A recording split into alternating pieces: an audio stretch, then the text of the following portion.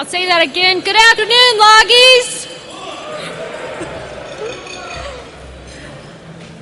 On behalf of the President of the Logistics Officer Association, I'd like to welcome you to the 2006 LOA National Awards Luncheon. I'm Major Deb Perry, your LOA National Information Officer. It is my distinct pleasure to introduce our distinguished guests.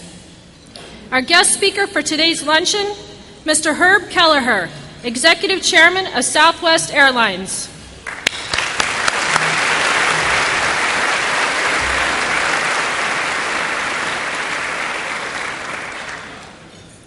Lieutenant General Donald Whitcomb, Deputy Chief of Staff for Installation, Logistics, and Mission Support.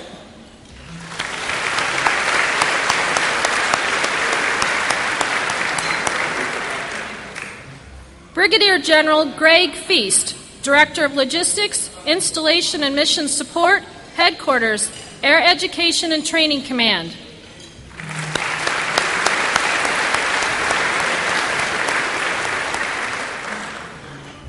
And finally, I'd like to introduce Colonel Phil Waring, President, Logistics Officer Association.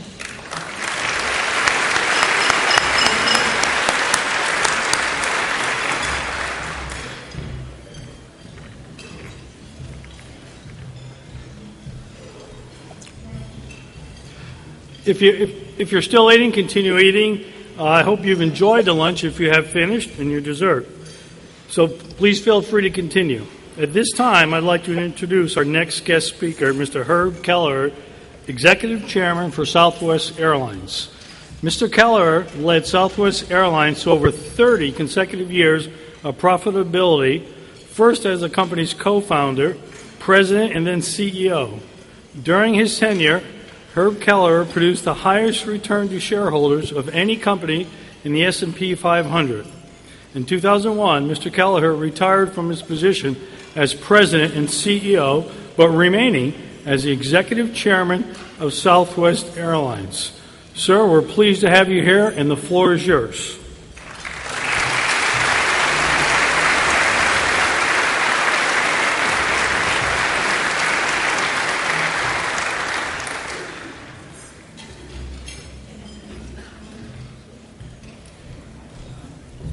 It's wonderful to be with you today, and I'm always pleased to be with the Air Force and anyone connected with the Air Force. And I think I first realized the importance of logistics as a kid during World War II. My next older brother, Bus, who was 9 years older than I, was in the Merchant Marine and died in 1942 when his ship was shelled by a German submarine. And my older brother, Harry, who was 13 years older than I, was the executive officer on a destroyer escorting convoys to Murmansk. And so that brought me very close to the issue of logistics at a very young age. Later, I realized that one of my heroes, General George Catlett Marshall, had cut his eye teeth, so to speak, made his reputation early reputation at least, as a logistics officer for General Pershing in World War I. I must tell you that as CEO of Southwest Airlines, I got my first logistics lesson when an engine on one of our airplanes went down in Harlingen, Texas, and I said, "Get another engine down there immediately."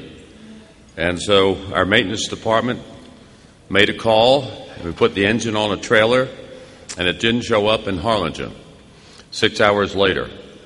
And I said, "What the heck happened to that engine?" And they said, "We don't know. It didn't arrive."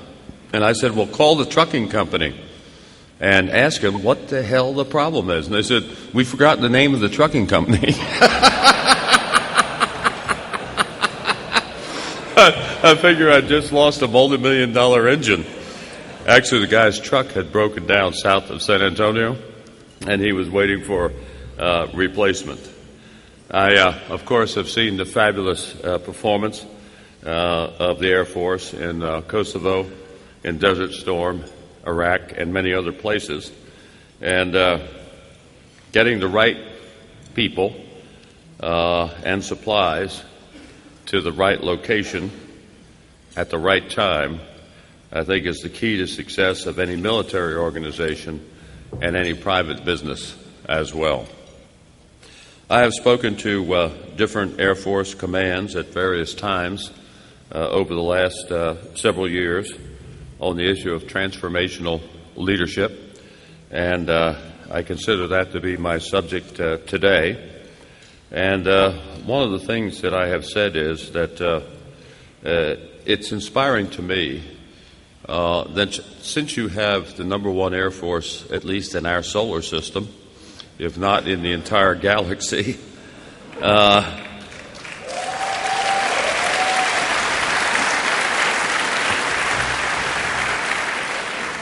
that under these circumstances, when you're preeminent, you are deliberating and debating on the subject of transformation and innovation. That is thrilling to me.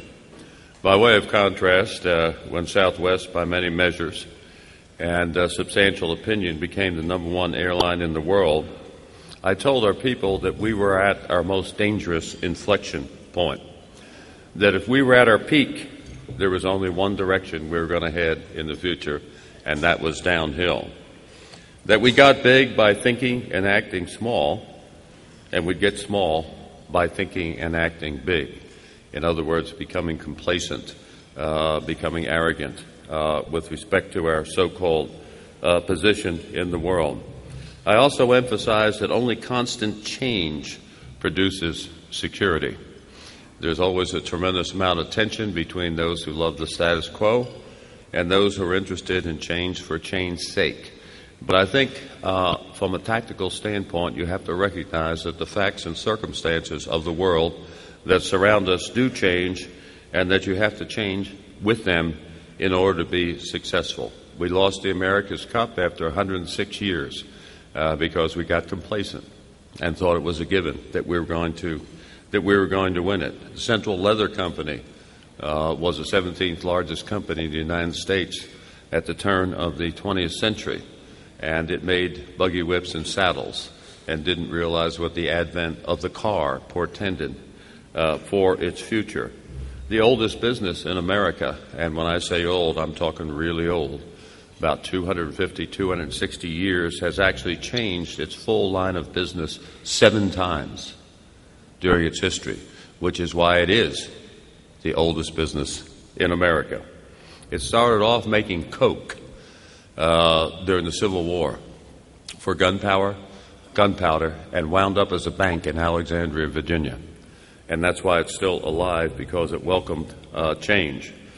Another thing is, I think that anybody with any sense of historicity and any sense of futurity must always realize that the bad times inevitably come, and that you must be prepared for them and be preparing for them even during the good times. And finally, I told our people that the biggest potential danger when we had assumed a certain lofty position in the world was frankly us, the people of Southwest Airlines, becoming complacent, as I said earlier, forgetting that we still had 100 airline wars to fight on 1,000 different fronts in the future if we were going to survive. Now, I'm not presumptuous enough to even try to make judgments on whether anything that Southwest Airlines does or the way that it does things is applicable to the Air Force. You are the experts, and only you can make that judgment, as I realize. I will tell you, however, that at Southwest Airlines we constantly use military analogies, military comparisons, and military examples and inspirations with our people. We are a very patriotic company and demonstrate our patriotism on a continuing and unabashed basis with respect to our armed forces and our country. I have told our people that the closest thing to war that I know of in peacetime is the airline industry. And why do I say that? Because bitter competition has caused many more airlines to die than to survive. Those who have died exceed those who have survived by about 20 to 1 in terms of ratios. And our battles, too, are fought with capital assets that move rather speedily. So you have to be kind of speedy yourself to keep up with what happens in our industry. When Braniff ceased operations on the afternoon of May 12, 1982, the next morning, Northwest Airlines, Midway Airlines, and United Airlines were at DFW Airport serving its routes. It took them less than 12 days to get there and to take over Braniff's routes. That's how quickly things change. In our message to the field, where we go around and talk to all the people of Southwest Airlines in person every year, I use The Greatest Generation, Tom Brokaw's book, as the subject of my text one year. I appeared as General Patton at another time, and I don't know whether General Patton ever got drunk or not, but that tonight I learned about asymmetrical warfare. When U.S. Air, not the present U.S. Airways, sicked its Metrojet subsidiary on us at BWI, I called upon our people to remember the Battle of Fort McHenry and said that I expected our flag to be still flying when that battle was over, and our people made up their own flag, the BWI flag, and our flag was flying when Metrojet ceased operations. I think one of the proudest things that's ever happened to me at Southwest Airlines was that a World War II aviator sent me his Distinguished Flying Cross. And he said the reason he had sent it was because that Southwest Airlines reminded him of the spirit when he was in the Army Air Corps, of the spirit that had won World War II for the United States of America. And a book was written some years ago that compared the esprit de corps of the Marine Corps to the esprit of Southwest Airlines. And we actually exchanged visits with the Marine Corps, and I was actually too smart at my age, too wise in the ways of humans to go to Quantico for basic training. But we did send 15 other people who had my full confidence. Southwest had to litigate with other airlines for 3.5 years in order to fly its first flight, and 2 were eventually indicted for their anti-competitive actions against Southwest after we began flying. So we were born and we were raised in strife from the outset. We made a decision that we were going to, in effect, transform the American airline business. And we became known as the Maverick of the airline industry, which I considered to be a flattering appellation. And I described us as the barroom brawler of the American airline industry, indicating that we were willing to be different and to take on anybody that disagreed with us. We decided to emphasize people, culture, as being one of our great strengths, simplicity in what we do and how we define ourselves, and quickness in action, which is partially helped by having a simple value statement that everybody recognizes. And, you know, when you propose something, instead of appointing a committee that studies it for 3 years, we just say Southwest Airlines doesn't do that. Let's get on to other things. We went to strategic planning rather than the long-range, meticulously detailed 15-year planning that at that time went on in the airline industry, because that was just a waste of time and concentration, since the airline industry was changing so rapidly that no one could predict what would happen 15 years from the time that we sat down. And we simply defined ourselves. What's our niche? Short haul, high frequency, low fare, point-to-point carrier, using only one type of aircraft in the interest of safety and efficiency. We launched 3 models of 737s for the Boeing company. It took us 10 days to decide to launch the last one. It was 63 airplanes, and Boeing and GE, which supplies the engines, asked me, they said, you know, we've gotten orders for round numbers, 20 airplanes, and we've gotten orders for, 25 airplanes. why 63? And I said, well, the first 10 were just to impress the salesman on the account. The second 10 were to impress the regional sales manager, etc. And I get up to, the 60, where I said, I think your chairman and CEO will take note of this order. And then they both said simultaneously, why the extra 3? And I said, that was just to mesh with your minds. Which it was. They were correct. And we defined our market niche, and we stuck to it.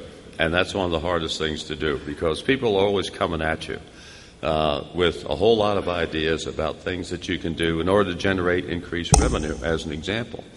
And you don't really have a market niche until you're prepared to turn down those revenue-generating opportunities.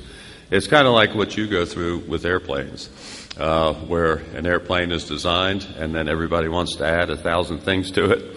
So it will be all things to all people, which in some cases really impairs the effectiveness and the efficacy of the airplane itself.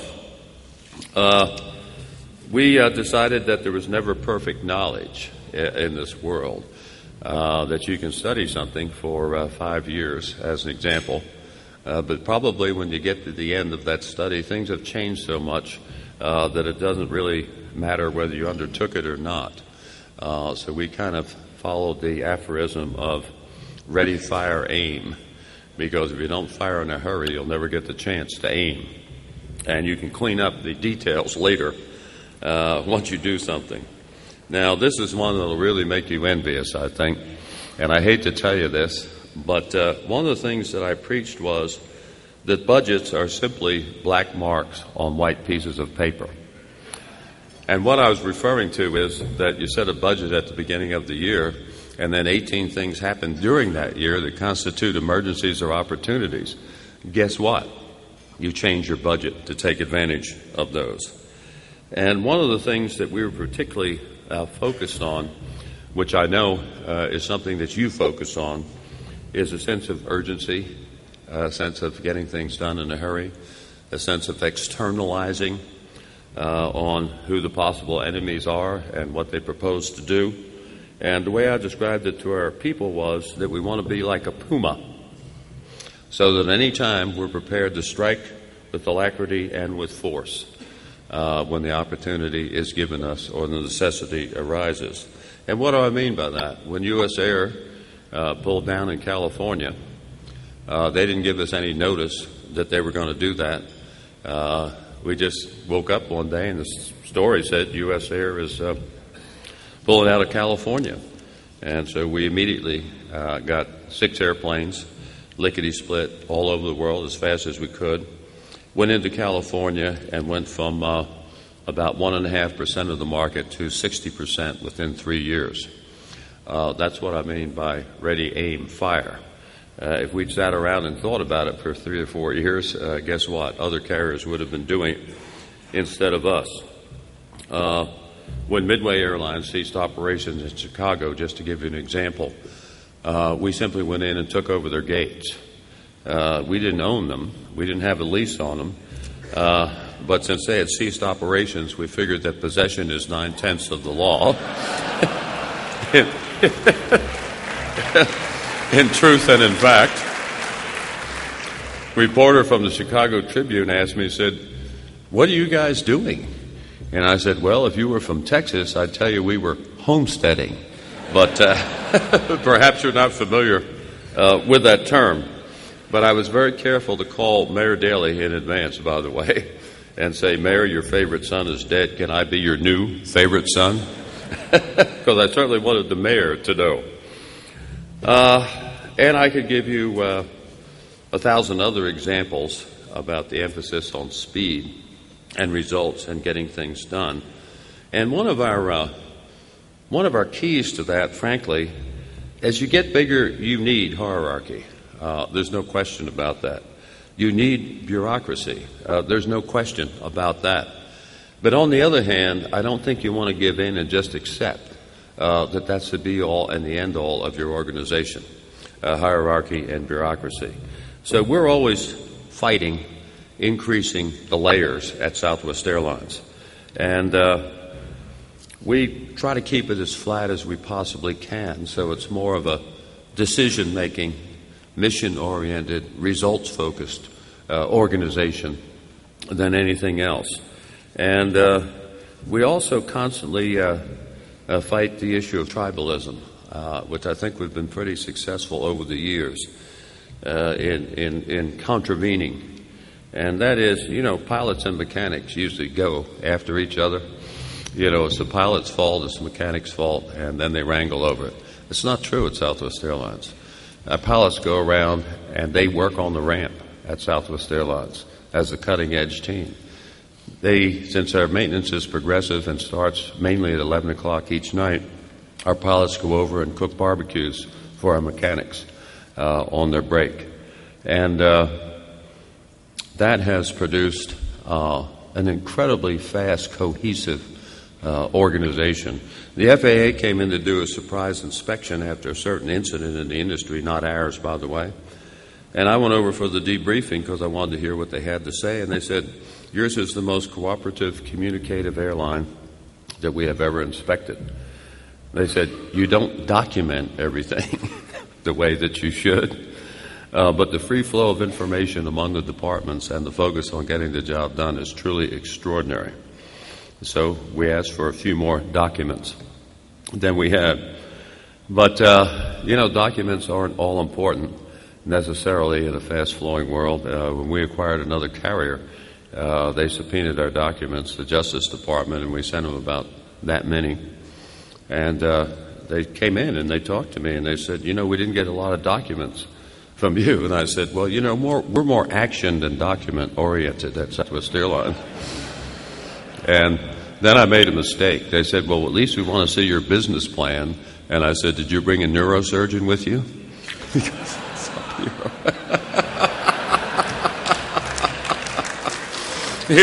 You can't have a plan in your brain.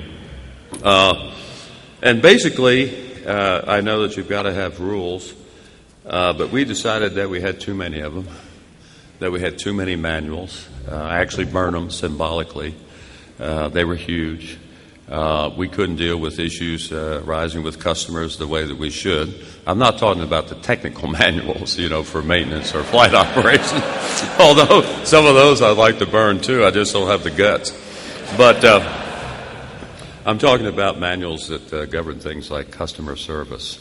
And it was a lot of fun telling our people that the basic rule we had was the golden rule. And they could do whatever they wanted as long as it was positive, as long as it was oriented towards getting the job done. And that we had these guidelines that were about 30 pages long instead of, a 500-page manual for the customer service agents. And basically we said to them, hey, feel free to ignore these as long as your intentions are good in what you're doing. Reminded me of Willie Nelson and what he said about his gravestone, his epitaph. He said he wanted his intentions were good to be on his gravestone. And we encourage people to be flexible, to take risks in what they're doing because they're on the scene. We're not. We can't handle everything from where we are. And I got a note from a probationary agent and in BWI, and she said, Herb, I hope that you're sincere about what you say because our airplane couldn't get from BWI to Islip last night because of weather, and I went out and hired 3 buses to take our passengers from BWI in Baltimore to Islip on Long Island. And I wrote back and said, you're our star of the month. We're going to honor you for your initiative under those circumstances. And on that score, giving people the latitude to make mistakes, which generally promotes innovation and creativity, I think, is a story about Mr. Thomas Watson, the first. He was the founder of IBM. And this vice president came in and he said, hey, I've got a great idea for a new line of business. And Mr. Watson said, well, here's $10 million. Go out and set it up. And it failed. And the guy came in and gave Mr. Watson his resignation. He said, I had this idea. You put $10 million in it, and it didn't work, so I'm resigning. And Mr. Watson said, the heck you are. I just spent $10 million on your education. You're staying here.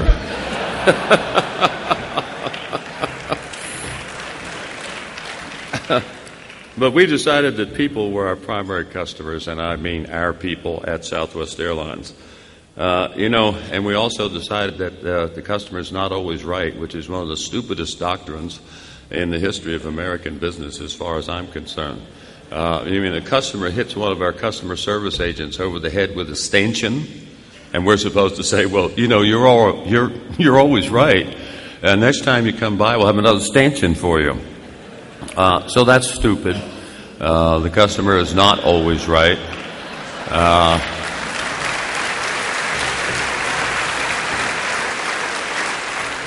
And frankly, if you demean our employees, we write to lots of people and say, we don't want to carry you anymore because you can't maintain the dignity and respect for your own people if you just say, have at them, do anything you want to them, and we'll love to have you back for your money. And we tell them we don't want your money. Our people are more important to us than the money that you pay us for tickets. We hire for attitude because basically if we could change attitudes, I wouldn't be here with you today. I would be on Park Avenue in New York with a big black couch, charging about $10,000 an hour as a psychiatrist for changing attitudes. But basically we can't do that. So we would rather hire someone who has a great attitude in our business, even though they have a lesser education and expertise, perhaps, than some competitor for the job. Because ultimately, it's the positive, altruistic attitude, the willingness to be a servant leader, the willingness to be a member of a team that makes the whole team great, or not. And another thing that we thought was important was to allow people to be themselves in the workplace. So they didn't have to change. They didn't have to become automatons. They didn't have to don masks when they came to work. And we just said, look, you're looking for psychic satisfaction. Be yourself. Like to play practical jokes? Play practical jokes. We don't care. Robert Frost made the comment, the noted poet, that isn't it a shame that people's minds work furiously until they get to work, and then they stop.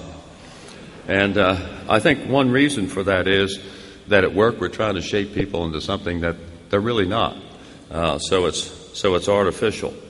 And we just have a lot of fun with each other. Our dispatch department sent out a message to everybody in the field asking them to join in celebrating Herb's favorite holiday, the repeal of Prohibition.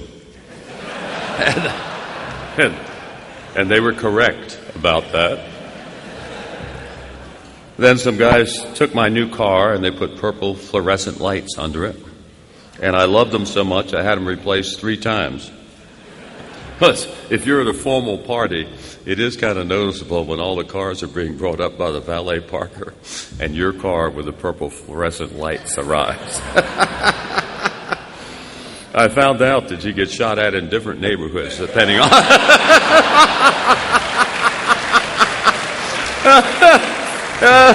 You still get shot at, you just change your neighborhood. And we try to value our people not just as workers, but in their total lives. We've had pilots that have retired from Southwest Airlines with a serious illness 7 years ago. We still keep in touch with them every year. There is no holiday or no event in a person's life at Southwest Airlines that isn't recognized, whether it's an occasion for joy or an occasion for sorrow, whether you've lost a relative, had a baby, gotten married, whatever it may be. And we're trying to signify, hey, we like you as people. It's not just coming to work and doing a good job, but we value you for yourself. And servant leadership is certainly something that we look for and that we try to instill in people. One of my big heroes when I was a kid was General Vinegar Joe Stilwell. And I guess you can tell by his nickname, Vinegar, that maybe his personality was a trifle abrasive. But when they had to retreat from Burma back into India, he declined to be flown out of the theater by the Army Air Corps. And he walked through the swamps and through the mountains with his troops back to India. And I think they sustained something like 10 to 12,000 casualties on that retreat. But General Stilwell was there, slogging along with them every step of the way. And that's the kind of leadership that we are looking for. We regard the General Office, by the way, as basically being the supply corps, to use an old Army term, for the people in the field. That they're not there to make us look good. We're there to supply the resources that they need in order to do the job that they have to do on the front lines of Southwest Airlines.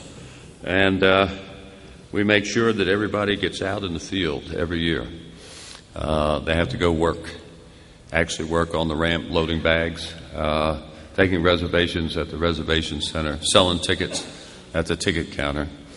And it's amazing what a great education that is for the people from the General Office that have that opportunity to see what it's like to fend with all of the irregularities that take place in the airline world.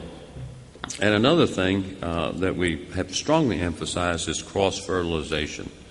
In other words, you come in as one thing and you have a title or a label, but we don't pay much attention to that. We just ship you all around Southwest Airlines saying, hey, you're in operations today, we want you to be in finance tomorrow. You're in finance today, you're in operations tomorrow. So that they get a feel for how other departments operate and understanding for the vicissitudes that those departments go through in trying to perform their functions. And we were putting in a new point-of-sale system, and our Vice President of Finance was going past in the hall just by way of an illustration of what I'm talking about. And I said, hey, John, would you give a report on POS at our next Executive Planning Committee meeting? And he said, sure, no problem. Then he ran into Colleen Barrett's office and said, Colleen, what is POS? But he gave a great report. And he learned a lot about the subject in the process. We've also long held the view that technology should be a servant and not a master. In other words, you use technology as an enabler. You use it as an augmenter for people, but the people should not be submerged by technology from a functional standpoint. For instance, we think the best person to pick the new phone system is our receptionist, who deals with it more often, who has a better understanding of how it works, who has the best judgment as to what kind of phone system it should be. Ticket vending machines, keep them simple. Hire people in a hurry to go through the terminal. They don't want to scroll through 8 machines, so have buttons, instead of screens that scroll. They're in a hurry. Simplicity is very important. This is one thing that I discovered that I think the Air Force is in the process now of perhaps changing to some extent. We would never allow anybody to procure an airplane on their own without involving all departments at Southwest Airlines in the selection and design of that airplane. Because it's a maintenance issue, it's a customer service issue, it's a technology issue, department issue, and it's everybody's issue in bringing in that airplane. And I understand that at one point Washington ordered the airplanes and sent them to Wright Pat and said, here they are, good luck, from the maintenance and armoring standpoint. And that's the kind of thing you hope happens at the beginning rather than down the line. We always also think that you should ennoble the efforts of the people that work for you, and that's why we have that slogan, a symbol of freedom. And that's not just for the outside world, that's for our own people. To tell them that when you're slinging bags or taking reservations or handling customers, you're contributing to the well-being of society because you're enabling people to fly who never would have been able to fly otherwise because of our low fares and our high frequency. We try to turn what we're doing into a cause or crusade, so it's not just a humdrum day-to-day job. It's kind of like the old saw about the bricklayers. If there are 2 guys laying bricks and you're thinking about building a brick house, you interview them. And which one do you hire? Well, you talk to one of them, said, what are you doing? I'm laying bricks. You don't hire him. You hire the next one who says, I'm building a home. And we want everybody to know in everything that they do every day that they're the home builders. And mission statements are really funny because they get so complicated, And somebody came in and said, you need to get an outside consultant to formulate your mission statement. And I said, well, that would be a pretty sorry set of affairs if we didn't know what the hell our mission was and needed somebody from outside to tell us what it was. And it's really couched in terms of people, how we treat them. And so it's eternal. It doesn't need to change. And we've always said that the intangibles are more important than the tangibles in the sense that they can't be imitated. They cannot be bought. And that's our biggest competitive advantage is the spirit of the people of Southwest Airlines and their esprit de corps. When deregulation took place in the United States of America, when the federal government said domestically you can fly any place you want to except in and out of love field and charge little exception there, and charge anything you want to, our aid agency, that we were talking with them, and they said, well, gee, it's a commodity business. What's different about Southwest Airlines? We said, our people. And that thus was born the Spirit of Southwest campaign. And that's a big risk. You're sticking your neck out. You're saying our people are superior from the standpoint of customer service to those of any other airline. Ran it for 5 years, never got a complaint. Never said you're wrong. The only complaint we ever got was, gee, I just met somebody in El Paso who doesn't live up to what Southwest Airlines is looking for. And that's a tribute to our people and their esprit de corps and how they feel about their mission, their cause, their crusade. I think the greatest slogan that we ever had, by the way, was we smile because we want to, not because we have to. And that produces things like the first officers coming into me in the late 70s and saying, Herb, the captain's coming in and saying to me, we'd like to be paid less in longevity pay so our first officers could make more money. That produces things like the Southwest Airlines Pilots Association coming in during the recession of the early 80s and saying we want to take a pay freeze, Herb, on their own, without any contract negotiations.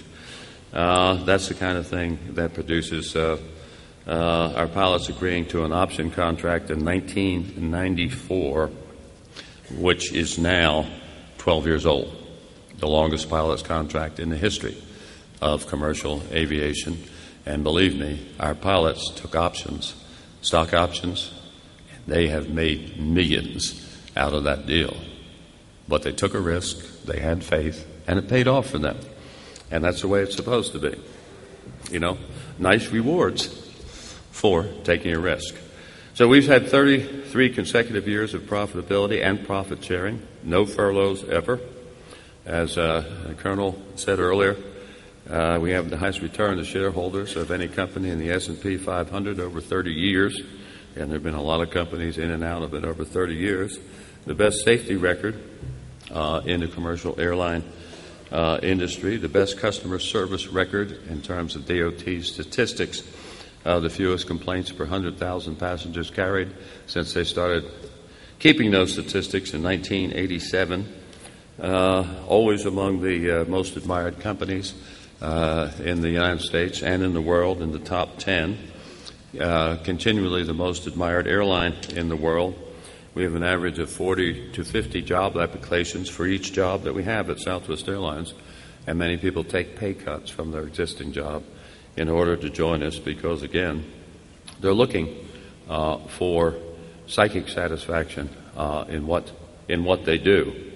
And when September 11th came along, we had the strongest balance sheet, the lowest cost, the greatest liquidity in the airline industry. And we didn't need any government help in order to survive, in order not to furlough anybody, in order to continue to be profitable, which we were in each quarter, including and after 9/11. And just to see what our people did was remarkable, because I was on the emergency team that represented the airline industry beginning September 12th. And they're issuing security directives every day. And this is not a criticism because everybody was trying to invent it as we went along. You remember the fleet was on the ground for 3 or 4 days. And our people, they'd get 2 or 3 security directives a day. In the morning do this, fine. In the afternoon do something different, okay. In the evening do yet a third thing, and they all just said, okay, we understand, we'll do it. And they kept smiling through the whole thing, which our passengers frequently commented on.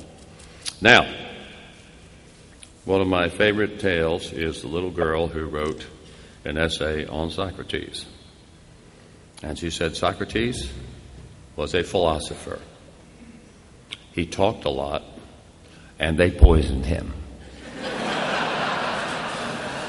So I'm going to quit so I won't get poisoned.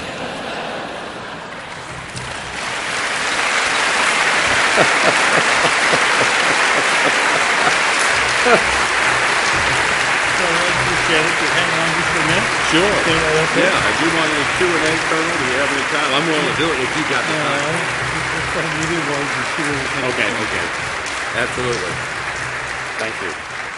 Sir, we're not going to poison you, but we are going to ask you to stay up on the stage with us so that we can help distribute some awards. Am I getting one? Yes, sir, you are getting one, but you'll have to just wait. In fact, you're getting 2, sir. But right now, we'd like to let you know that on behalf of the Logistics Officer Association, we are very grateful for you sharing your experiences with us. It's been absolutely wonderful. Your stories were appropriate. And in grateful appreciation, LOA will make a donation to your favorite charity. We didn't have a chance to talk about that, but we can perhaps on the way out, and we can talk about that. And then at the end, we might have a goodie or 2 for you. So with that... You have great goodies. Yes, sir, we do.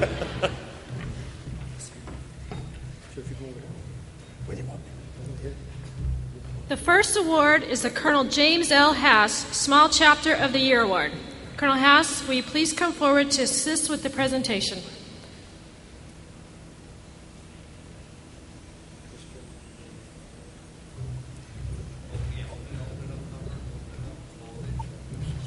The Colonel James L. Haas Small Chapter of the Year Award winner is the Sonoran Chapter from Luke Air Force Base.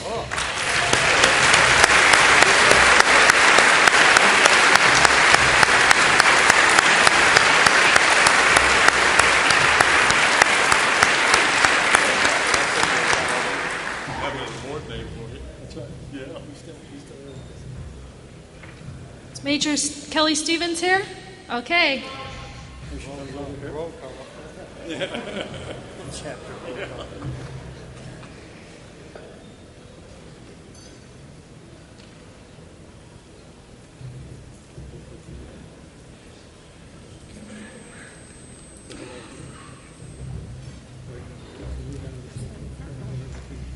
The Sonoran chapter set a goal of building tomorrow's logisticians and did just that by conducting monthly meetings aimed at history, education, and camaraderie. They toured both the Arizona Cardinals Stadium and the B.F. Goodrich factory. Accepting on behalf of the Sonoran chapter is its president, Major Kelly Stevens.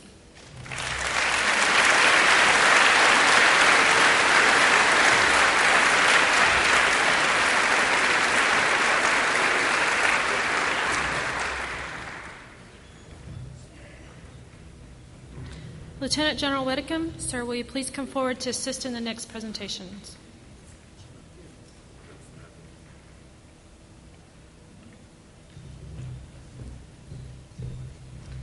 The Lieutenant General Donald J. Whitcomb Large Chapter of the Year Award winner is the Wasatch Warriors from Hill Air Force Base.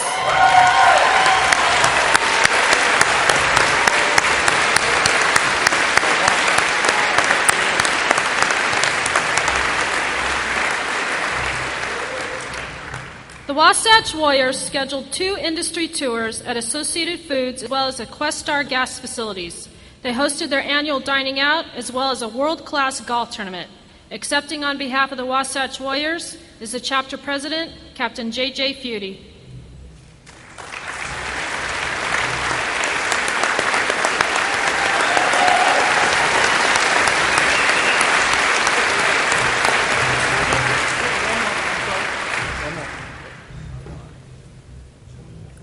The General George T. Babbitt National Distinguished Service Award recognizes 2 LOA National members who made the greatest contributions in furthering LOA National goals. And the first winner of the National Distinguished Service Award is Major Mike Daly from the Crossroads Chapter at Tinker Air Force Base.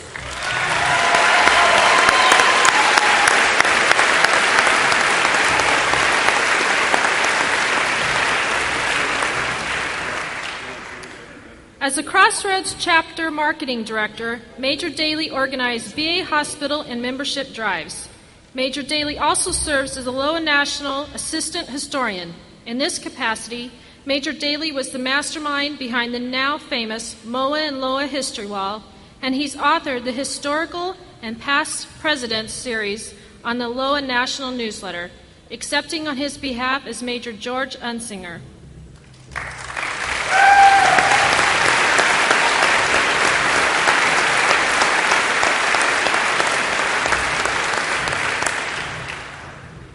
The second National Distinguished Service Award goes to Captain Dave Good from the Wasatch Warriors chapter at Hill Air Force Base.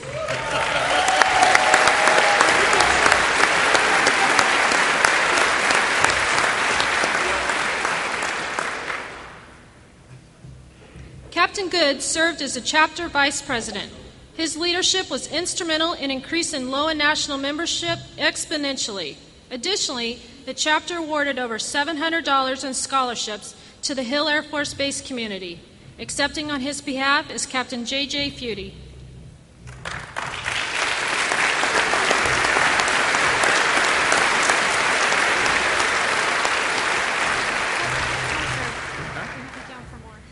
You got me down for more? Yes, sir. You told me I'm done. A couple more, sir. Yes, sir. The Major General Mary Saunders Chapter Distinguished Service Award recognizes 3 LOA National members who made the greatest contributions in support of our local LOA chapter activities. And the winners of the Chapter Distinguished Service Award are Captain Heather Cooley from the Texoma Chapter at Shepherd Air Force Base.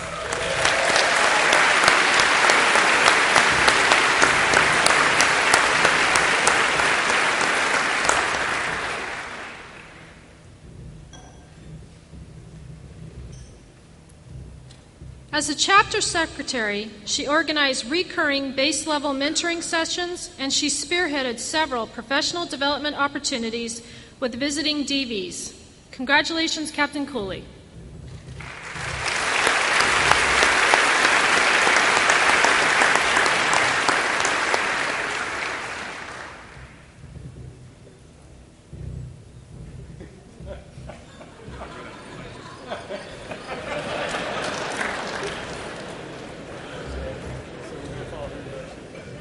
The second winner of the Chapter Distinguished Service Award is Lieutenant Sean Bojanowski from Guardians of the North Chapter at Minot Air Force Base.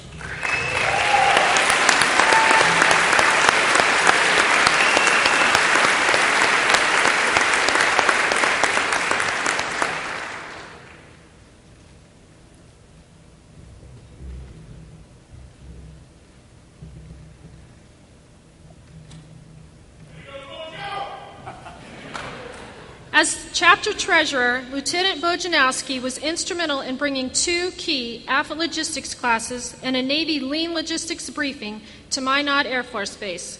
Congratulations, Lieutenant Bojanowski.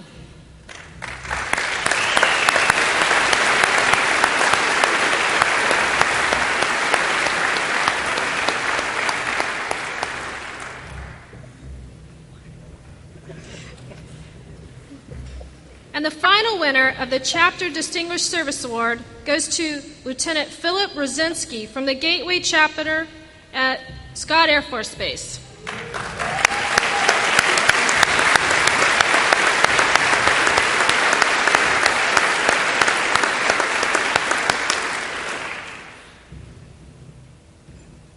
Major Kevin Gangadine will be accepting on his behalf.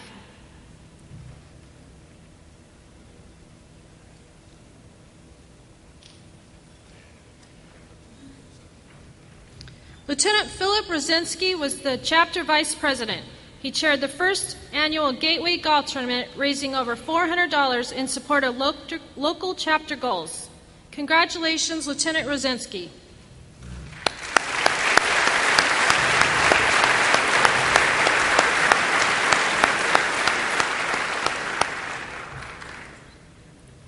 Thank you, General Whitcomb.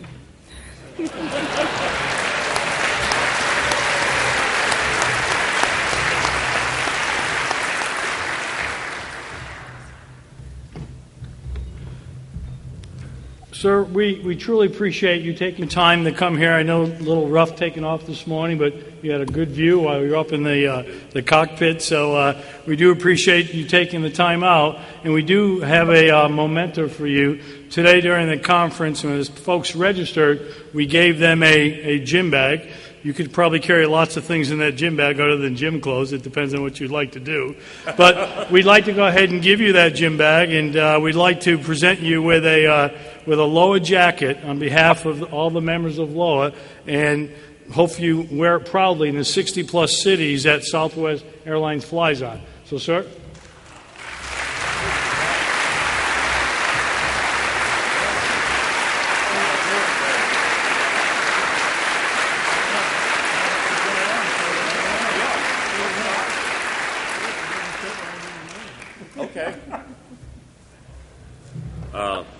I just want to caution the ladies in the audience. I'm going to have to take my coat off, and I don't want you to swoon, okay?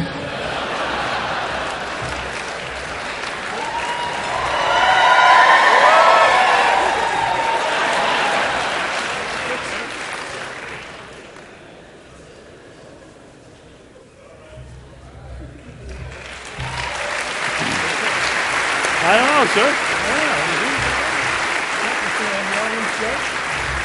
Okay, we're going to have the audience judge. Does it fit or not? A little.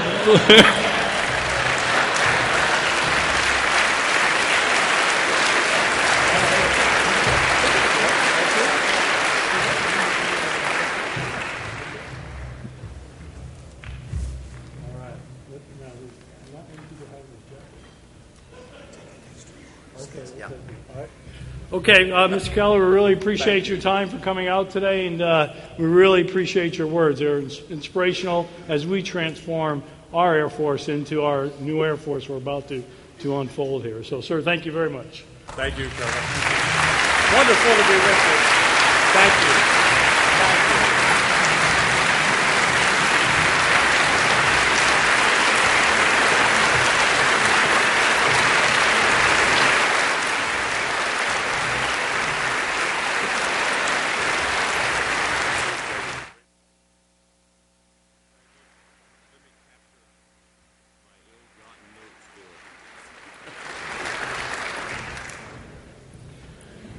Thank you, Mr. Kelleher and Colonel Waring. We've got a great afternoon in store for y'all. Beginning at 13:55, we will start with the breakout sessions. Please refer to your program for topics and room locations. At the conclusion of the breakout sessions, we will reassemble back here at 15:15. Please note that during breaks and breakout sessions that you should not leave items within the ballroom. If you did leave anything in the ballroom during the last break, you can find it at the Lost and Found at Command Post. Thank you for attending today's 2006 LOA National Awards Luncheon.